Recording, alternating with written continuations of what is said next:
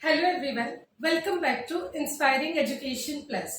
आज हम सीखेंगे कुछ ऐसे रूल्स, कुछ ऐसे बेसिक ऑब्जर्वेशन जिसके थ्रू हम समझ सके कि एस लेटर को कहाँ पे साउंड करना है और कहाँ पे साउंड करना है।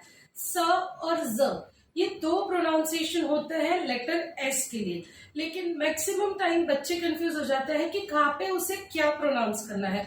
दो रूल्स रहते हैं इस चीज को ऑब्जर्व करने के लिए, लेकिन 99% ये रूल्स काम करते हैं। कुछ ऐसे एक्सेप्शंस होते हैं जहां पे ये रूल पर्टिकुलरली काम नहीं करते हैं, लेकिन वो चीजें ऑब्जर्वेशन से ही पता चलेगी कि कहाँ पे क्या ऑब्जर्व करने से ये रूल अप्लाई होता है। चलिए पहले समझते हैं कि दोनों में फर्क क्या है और कैसे पहचाना जाता है। Two sounds for letter S. अब फोनिक्स में यानी कि इंग्लिश लेटर्स के टोटल 26 लेटर्स होते हैं, लेकिन उसके प्रोनाउंसिएशन मोर देन 44 साउंड्स होते हैं। यानी कि ऐसे नहीं है कि लेटर 26 है तो साउंड भी 26 ही है, नहीं। कुछ ऐसे लेटर्स हैं जिसके प्रोनाउंसिएशन अलग अलग होते हैं, तो वो साउंड कंसिडर हो जाते हैं अलग, और ऐसे 44 साउंड हो जाते हैं फोनिक्स में। अब एस को ही देखते हैं। स यानी कि एस और जेड, ये दो प्रोनाउंस होते हैं। एक सिंपल समझते हैं, सन, SUN, सन, तो यहाँ पे स प्रोनाउंस हो रहा है, लेकिन EASY यहाँ पे EC नहीं होता, EZ होता है। तो ये ज क्यों प्रोनाउंस हुआ वो समझने के लिए कुछ रूल समझने होंगे। चलिए पहले वो समझ लेते हैं। फर्स्ट रूल होता है इसमें AEIOU, 5 वॉवल के साथ जहां पर भी एस होता है, यानी कि एस के पहले अगर कोई भी वॉवल लगता है, चाहे वो ए हो, ई हो, आई हो, ओ हो या यू, वहां पर उसका साउंड हो जाता है ज। कुछ एग्जांपल्स, अब मैंने रूल नंबर 1 यहाँ पे लिखा है, वॉवल AEIOU। ए के साथ जैसे कि कुछ वर्ड्स लिखे हैं, इजी, वॉज। अब यहाँ पे हम वॉज बोलते हैं, वॉज स नहीं बोलते। वैसे ही ई, यहाँ पे भी आप ऑब्जर्व करेंगे, ये देखिए एक लिखा हुआ है एस के पहले, वैसे ही ई लेटर के साथ। ट्यूजडे, ट्यूजडे नहीं बोलते, ट्यूजडे बोलते हैं। वैसे ही गिव्स, गिव्स नहीं बोलते, गिव्स बोलते हैं। ये प्रोनाउंसिएशन बच्चों को समझाने के टाइम पे आपको ये क्लैरिफिकेशन पता होना बहुत जरूरी है कि क्यों उसे ये कहते हैं, बिकॉज बच्चों का माइंड बहुत ज्यादा क्यूरियस होता है, उनको सवाल आना लाजमी है, और वो सवाल जब वो करे तो उनको एक पर्टिकुलर आंसर मिलना बहुत जरूरी है, बिकॉज उनका लॉजिकल जो थिंकिंग होता है वो उनको आंसर जब तक नहीं मिलेगा वो एक्सेप्ट नहीं करेगा कि ये क्यों करना है। और अगर बाय द टाइम उनको वो चीजें नहीं क्लियर होगी, वो एक्सेप्ट नहीं करेंगे और वो चीज को वो इग्नोर करना शुरू कर देंगे, जिससे इवेंचुअली वो चीज सीखेंगे नहीं और वो इंग्लिश के ऊपर इंटरेस्ट कम कर देंगे। तो वो ना हो, इसके लिए as a teacher, as a trainer आपको ये चीजें क्लियर होना बहुत ज्यादा जरूरी है।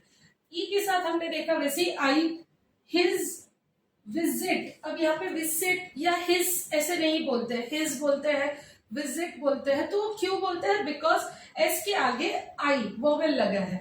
ओ, नोज, रोज, टोज। अब यहाँ पे सब जगह पे हमने ज बोला है, स कहीं पे भी नहीं बोला है। यू, बिकॉज, हस्बैंड, ये सब जगह पे भी ज प्रोनाउंस होता है, स नहीं होता है। तो साउंड ऑफ एस ज कहाँ पे करना है वो हमने फर्स्ट रूल समझ लिया है, जो मैक्सिमम टाइम यही होता है। ऐसा जरूरी नहीं है कि हर जगह पे होगा, कुछ एक्सेप्शंस होते हैं। हम कुछ देखते हैं ऐसे भी वर्ड्स जहां पे ज प्रोनाउंस नहीं होता है। अब जैसे कि बस, करेक्ट। अब यहाँ पे भी US साथ में हुआ है, एस के आगे वोवेल लगा है, लेकिन उसे हम बस नहीं बोलते हैं, बस बोलते हैं। वो क्यों बोलते हैं? बिकॉज इंग्लिश एक लैंग्वेज ऐसी है जो बहुत सारी चीजों को मिलाकर बनी है। कुछ उसके वर्ड्स, कुछ प्रोनाउंसिएशंस, कुछ मीनिंग्स ग्रीक वर्ड से, फ्रेंच लैंग्वेज से, ये सारी चीजों से मिलाकर मिला है। तो वो एक रीजन भी हो सकता है कि कोई एक पर्टिकुलर वर्ड कोई अदर लैंग्वेज में ये बोला जाता है, उसी को अडेप्ट करके इंग्लिश में भी वही बोला गया हो, तो वो लैंग्वेज में वो रूल्स अप्लाई नहीं हो रहे हैं। तो ये एक बेसिक कॉन्सेप्ट क्लियरेंस के लिए बहुत जरूरी है आपको पता होना, लेकिन 99% ये रूल अप्लाई होता है। तो क्लियरेंस के लिए बच्चों को ये सिखा सकते हैं। वैसे ही रूल 1 हमने देखा है, वैसे ही अब रूल नंबर 2, वॉइस, अनवॉइस। कुछ ऐसे लेटर्स होते हैं जो एस के आगे लगे, जिसे हम वॉइस में कंसिडर करते हैं, तो वो प्रोनाउंस हो जाता है ज। और कुछ लेटर्स ऐसे हैं जो एस के आगे लगते हैं, जिसे हम अनवॉइस में कंसिडर करते हैं, उसके आगे लगता है, उसका प्रोनाउंसिएशन होता है सर। अब ये वॉइस और अनवॉइस क्या है? जो भी प्रोनाउंसिएशन करते टाइम आपके थ्रोट में वाइब्रेशंस फील हो, उसे हम कहेंगे वॉइस। अब ऐसे कौन से लेटर है, जैसे कि ब, ड। अब कैसे पहचानना है उस चीज को? एज ए टीचर आपको ये बच्चों को सिखाना है। हाथ अपना जो है, फिंगर्स, उसे थ्रोट के ऊपर रखिए। अगर थ्रोट बोन, आपका एप्पल बोन, अगर वो वाइब्रेट फील कर रहा है, जैसे कि ब, ड, कुछ वाइब्रेशन अगर आपको फील हो रही है, दैट मीन्स वो वॉइस आपको समझना है लेटर्स को। और अगर फील नहीं हो रहा है, जैसे कि फ, प, ट, ये सारी चीजें आपको फील नहीं होती है, तो वो अनवॉइस में कंसिडर होता है, जिसका प्रोनाउंसिएशन स ही होगा। कुछ ऐसे वर्ड्स देखते हैं जिससे आपको और थोड़ा क्लियरेंस मिलेगा। ये थोड़ा ट्रिकी है बच्चे को सिखाने के लिए, रूल नंबर 2। लेकिन जैसे मैं कहती हूँ, as a teacher, as a trainer, आपको ये चीज पता होना बहुत ज्यादा जरूरी है। एज ए ग्लैंस आप ये चीज बच्चों को सिखा सकते हैं, लेकिन ऑब्जर्विंग ये चीज बच्चा तभी कर पाएगा जब ये चीजें वो उतने एज पे हो, जब ये चीजें वो समझे। आपको जरूरी नहीं है कि ये रूल भी बच्चों को सिखाना चाहिए, लेकिन एज ए ट्रेनर आपको ये पता होना बहुत जरूरी है। क्विकली कुछ एग्जांपल्स देख लेते हैं वॉइस की, जहां पे हम ज प्रोनाउंस करते हैं, जैसे कि बैग्स, डॉग्स। करेक्ट। अब वैसे ही बैग देख लिया, डॉग देखा, फिर फ्रेंड्स। अब यहाँ पे हम फ्रेंड्स बोलते हैं, करेक्ट, फ्रेंड्स, फ्रेंड्स नहीं बोलते, फ्रेंड्स बोलते हैं। तो ये सारे एक्सेप्शन है। अब यहीं पे अब हम ऑब्जर्व करेंगे, जैसे कि सिस्टर्स। अब यहाँ पे आर है जो कि वॉइस्ड है, करेक्ट, आर वॉइस्ड है, तो हमने यहाँ पे सिस्टर्स ये प्रोनाउंस किया ज को, लेकिन आई एस, सिस किया, सिस, वोवेल के साथ है आई, फिर भी हमने यहाँ पे प्रोनाउंस किया उसे ज, स।